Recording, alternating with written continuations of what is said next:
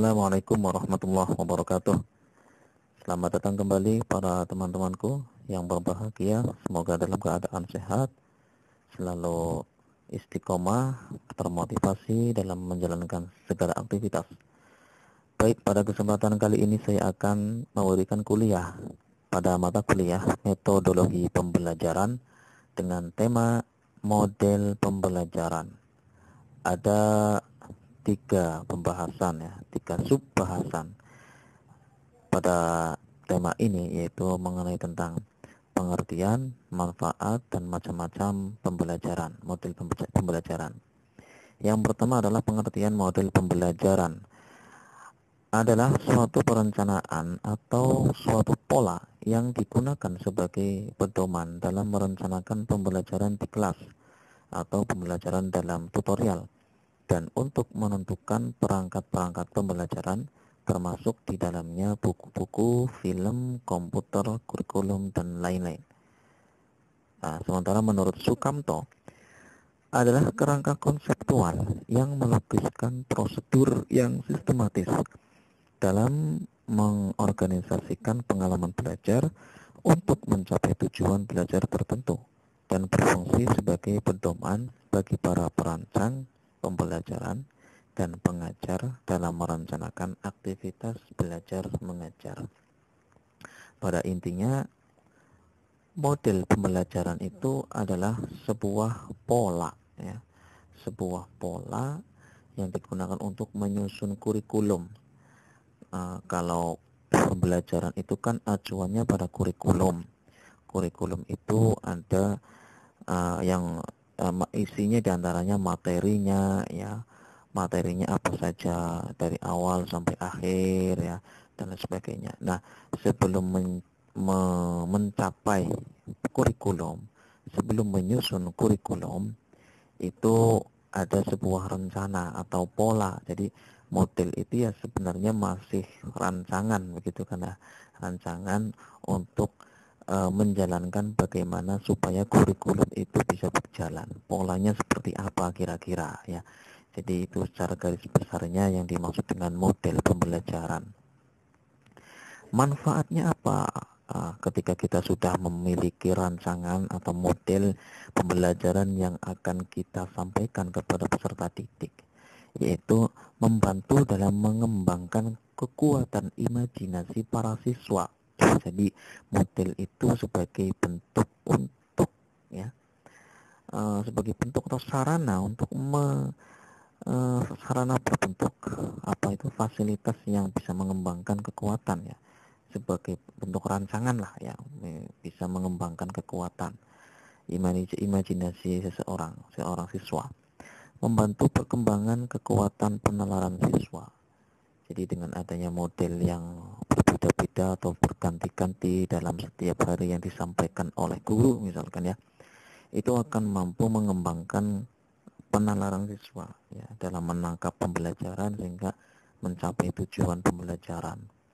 Yang ketiga, membantu siswa untuk menganalisa sesuatu secara sistematis ya, secara urut, secara runtut, dari mulai uh, pengertian, tujuan, sampai prosesnya, kemudian hasil akhirnya itu bisa dipahami dan diamati oleh siswa ya, secara urutan, dengan urutan yang baik, sistematis. Memelihara siswa secara aktif terlibat dalam aktivitas kelas. Jadi dengan adanya model itu, model pembelajaran ya, yang macam-macam, itu akan meningkatkan keterlibatan siswa sehingga selalu aktif dalam mengkaji pembelajaran. Nah, lebih jelasnya kita akan bahas tentang macam-macamnya dan contoh-contohnya ya. Yang pertama adalah model pembelajaran kontekstual ya, salah satu contoh model pembelajaran di sekolah tertentu. Saya contohkan di MI ya, karena Anda sedang kuliah saya dengan MI ya, di DMI apa di PGMI, atau yang lain juga bisa diterapkan ketika mengajar di MA atau lain sebagainya. Ya, ada pembelajaran kontekstual di sini adalah mengaitkan antara teori dan praktek. Seringkali guru hanya menyampaikan teori, apa yang ada di dalam buku ya, Atau kadang-kadang guru di zaman sekarang ini menyuruh siswanya coba cari pengertian tentang wudhu ya, pengertian tentang sholat gerhana, cari di internet gitu. Itu kadang-kadang siswa hanya mengambil teorinya saja, guru juga hanya sekedar memberikan teori.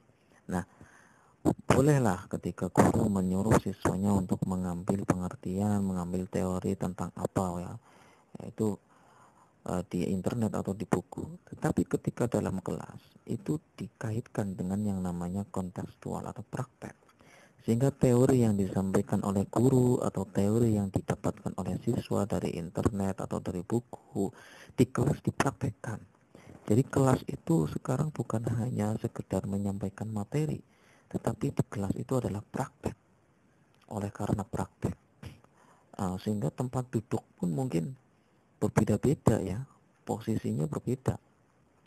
Ada yang melingkar, ada yang kotak, ada yang dan lain sebagainya ya. Jadi struktur tempat duduk di kelas itu mungkin tidak begitu pengaruh ya, dengan adanya pendekatan kontekstual, pembelajaran model praktek ini, karena barangkali tempat duduk yang rapi itu malah justru menghambat untuk kegiatan praktek misalkan. Jadi ada kegiatan praktek yang harus dilakukan di dalam kelas begitu ya. Ya, contohnya misalkan ketika di MI sedang ada pelajaran tentang uh, tentang apa ya, menanam, cara menanam tanaman. Ada yang berbentuk uh, penanaman melalui batang pohonnya, ada yang harus melalui biji, ada yang bisa digunakan melalui mensetek atau mencangkok dan lain sebagainya. Jadi dipraktekkan ya di dalam kelas. Misalkan pelajaran tentang wudhu ya, kebetulan fikih ya, tidak hanya melihat gambar di dalam buku, melihat video di internet, itu hanya seperti itu. Nah, mungkin dengan melihat video sudah bagus lah ya, karena sudah nyata ya, dalam bentuk video. Tapi kalau tidak dipraktekkan di dalam kelas, itu siswa malah tambah bingung juga ya. Maka guru harus mengendalikan siswa untuk praktek langsung di dalam kelas. Inilah yang namanya pembelajaran kontekstual, jadi mengaitkan antara teori dengan praktek. Memang ada kelemahan dan kekurangannya ya. Kekurangan yang sangat nyata biasanya mungkin keterbatasan waktu ya. Masa setiap pembelajaran harus dipraktekkan terus ya. Kalaupun memang harus dipraktekkan, barangkali nanti waktunya kurang ya, karena waktunya sangat minim ya.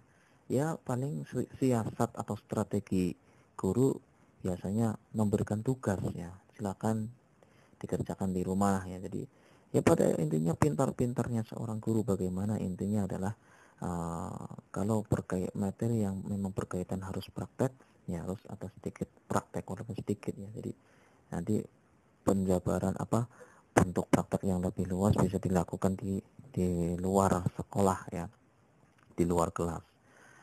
Maksudnya di luar kelas bagaimana? Contohnya ya, ketika sedang sholat zuhur atau sholat duha ya, itu juga guru sesekali melihat dan memantau bagaimana praktek yang dilakukan oleh siswanya. Jadi tidak hanya di kelas saja ya. Oh anak-anak, ini tadi ibu lihat dia takbirnya kurang tepat gitu kan ya, kalau dalam pembelajaran fikih misalkan. Yang benar seperti ini ya. Tadi saya melihat dia ketika wudhu itu di sikutnya itu kurang ya, kurang mencapai sikut. Harus melebihi sikut ya, jangan sampai kurang. Meskipun itu di luar pelajaran fikih ya, tetapi ini adalah praktek ibadah, yang praktek ini sifatnya tidak wajib mungkin ya. Ada yang mewajibkan sholat duha, ada yang tidak. Barangkali pas kebetulan sedang sholat duhur atau sholat duha, itu mengamati. Jadi ini juga bagian dari pembelajaran sebenarnya ya, yang justru memang secara real itu di sini ya. Kadang-kadang ada guru yang membiarkan saja gitu kan ya, biarkan sajalah, sudah diberi pelajaran kok nggak mau dilaksanakan. Nah ini salah ya, ini jangan seperti itu ya, jangan seperti ini. Jadi guru itu membimbing, memberikan pelajaran baik di dalam kelas maupun di luar kelas atau bahkan di lingkungan masyarakat ya. Ketika sudah melihat anak-anak didiknya yang kurang sopan, adik-adik, kok kamu lagi di sini begitu ya, di pinggir pasar misalkan, lagi apa begitu, lagi mengantarkan ibu misalkan ya. Nah, bagus, itu kemudian diberi nasihat, oh ya bagus ya, ibumu harus diantar, barangkali ibu membutuhkan bantuan dan sebagainya. Jadi ini ada teori dan praktek ya. Baik, selanjutnya ada pembelajaran kooperatif ya. Kooperatif itu berbasis kelompok ya. Belajar dan bekerja dalam kelompok-kelompok kecil secara kolaboratif. Contoh kasusnya begini, misalkan pelajaran IPA gitu ya. Guru menyuruh satu kelompok untuk membawa tanaman, misalkan wortel ya, bawa tanaman wortel, singkong, ubi dan lainnya ya. Ubi-ubi lainnya ya, begitulah ya. Ubi-ubi, jenis ubi lainnya ya, wortel, singkong, ubi ya, dan lain sebagainya. Terus kelompok berikutnya disuruh membawa misalkan tunas pisang ya, atau bawang putih, dan bawa bawang merah dan lain sebagainya, tanpa diketahui alasannya kenapa saya bawa beda-beda ya. Kadang-kadang ada yang bertanya nih, misalkan, Bu, saya kok bawanya beda dengan dia. Nah, guru jangan langsung menyebutkan alasannya, jangan disebutkan alasannya. Udah pokoknya bawa aja, besok kita bahas bersama. Ternyata setelah dikumpulkan ya, ini sebenarnya pembelajaran kooperatif itu ya, lanjutan dari pembelajaran kontekstual tadi ya. Artinya praktek yang dia bawa ya, tanaman-tanaman yang dia bawa itu kemudian nanti dikaitkan dengan teori begitu. Tapi modelnya itu kelompok. Coba kelompok yang tadi ibu atau bapak suruh membawa tentang ubi-ubian ya, ada wortel, ada singkong dan sebagainya. Coba Anda amati akarnya bagaimana.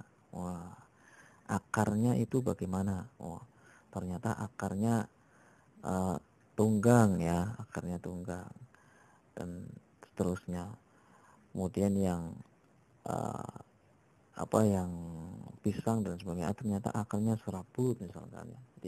Jadi di sini ada perbedaan akar ya, sehingga ada yang dari kelompok-kelompok yang beda itu kemudian guru mengelompokkan, wah ini jenis tanaman yang dikotil, ini jenis tanaman yang monokotil dan lain sebagainya. Jadi berdasarkan kelompok ya, berawal dari kelompok-kelompok yang beda, itu kemudian dibawa di dalam kelas, kemudian dibahas ya, dengan kelompok-kelompok yang berbeda. Ini akan sangat berkesan ya, dalam pikiran siswa itu akan selalu terkenang ya. Dulu misalkan dia sudah besar ya, dulu saya disuruh membawa singkong ya, ternyata mencari singkong itu sulit sekali ya. Singkongnya saya harus mengambil di belakang rumah dan lain sebagainya. Ada yang membawa singkong yang beli di pasar yang sudah matang gitu kan ya, dan lain sebagainya. Itu ternyata akan sangat berkesan. Kemudian ada pembelajaran berbasis masalah, itulah ya. Contoh lagi, misalkan guru menyuruh siswanya untuk membawa sapu. Ada yang membawa sapu lidi, yang sapu lantai biasa ya. Ada yang membawa pisau. Ada juga yang disuruh untuk membawa cangkul dan lain sebagainya. Bu, buat apa? Emangnya besok akan kerja bakti? Ya, tanya yang siswa. Ya tidak ada, cuman disuruh bawa aja. Ya nanti kita akan kerja bakti sedikit lah ya, kecil-kecilan gitu ya. Ternyata setelah dibawa ya, di kelas atau di sekolahan itu ya ada kerja bakti kan. Ada yang suruh nyapu, ada yang suruh mencangkul, dan ada yang membawa serok, tempat sampah, dan sebagainya. Nah, setelah kegiatan kerja bakti itu berakhir ya, kebetulan masuk lagi di pelajaran kesenian misalkan ya, atau di pelajaran biologi ya, nah, yang kesenian ya, yang menerangkan tentang keindahan atau keindahan alam semesta, atau biologi yang menceritakan tentang pelestarian alam agar tidak rusak. Ternyata dari kegiatan kerja bakti itu ya, merupakan rangkaian yang bisa menyelesaikan masalah, yaitu masalah tentang banjir. Oh, ternyata banjir itu salah satu pengaruhnya adalah membuang sampah sembarangan. Makanya tadi disuruh oleh guru untuk bekerja bakti, kemudian sampahnya diletakkan sesuai dengan tempatnya. Ini adalah salah satu proses pembelajaran berbasis masalah. Model pembelajaran berbasis masalah. Itu salah satu contoh kecil ya. Anda sebagai guru bisa memberikan contoh-contoh yang lain yang lebih nyata, yang lebih luas gitu kan ya. Ini contoh yang mudah yang saya berikan. Itu pembelajaran berbasis masalah. Selanjutnya ada pembelajaran berbasis tematik ya, sebagaimana yang masuk dalam pencetusan kurikulum yang terbaru ya, kurikulum 13 ya, yang kemudian menggunakan tematik. Jadi sudah tidak berbasis pelajaran tertentu saja, tapi sudah menggunakan tema. Ternyata tema itu terdiri dari berbagai macam pelajaran. Ya, ada IPA, ada matematika, bahasa Indonesia, dan PJOK ya, olahraga atau kesenian. Nah, itu pelajaran yang berbasis tematik ini juga penting ya dilakukan, karena biar siswa itu secara komprehensif ya, secara menyeluruh mampu mendapatkan pengalaman-pengalaman sesuai dengan mata pelajaran yang berbeda-beda. Ini akan asik ya, akan asik ketika siswa itu mendapatkan pengalaman yang berbeda ketika sedang belajar tentang tentang IPA ya, tentang apa tadi ya, tentang tanaman lah, tentang tanaman ya, tentang tanaman yang dibawa tadi ya dari masing-masing rumah. Ternyata ada unsur matematika misalkan ya. Coba hitung daun dari pohon singkong tadi, daunnya ada berapa gitu kan ya. Ada 7. Nah, terus anggota kelompoknya ada berapa? Anggota kelompoknya ada 5, Bu. Sekarang coba dihitung total dari daun masing-masing dari kelompok Anda itu ada berapa, coba dihitung. Wah, akhirnya dihitung 7 kali 5 menjadi 35. Jadi ini salah satu contoh ya, jadi contoh pembelajaran tematik yang mencakup seluruh tema-tema yang terkait dengan mencakup seluruh mata pelajaran yang terkait dengan tema tersebut ya. Jadi itu ya. Oke. Selain itu juga masih banyak ya model pembelajaran. Ada model pembelajaran berbasis komputer ya, sekarang ini lebih canggih dengan komputer ya. Ada yang berbasis web e-learning ya, jadi guru menyampaikan di website kemudian dilihat oleh siswa. Ada model yang intinya menerapkan PAIKEM ya, pembelajaran aktif, inovatif, kreatif, edukatif, dan menyenangkan. Entah itu di dalamnya tadi ada sedikit hiburan, ada gurauan, atau ada kreasi, inovasi, dan lain sebagainya. Intinya menyenangkan ya, PAIKEM. Dan masih banyak lagi contoh model-model pembelajaran.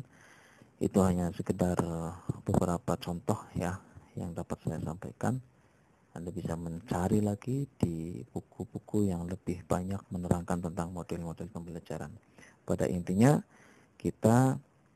Anda sebagai guru menyampaikan materi supaya siswa-siswi itu mampu menangkap pelajaran, mencapai tujuan, intinya tidak jenuh, begitulah ya.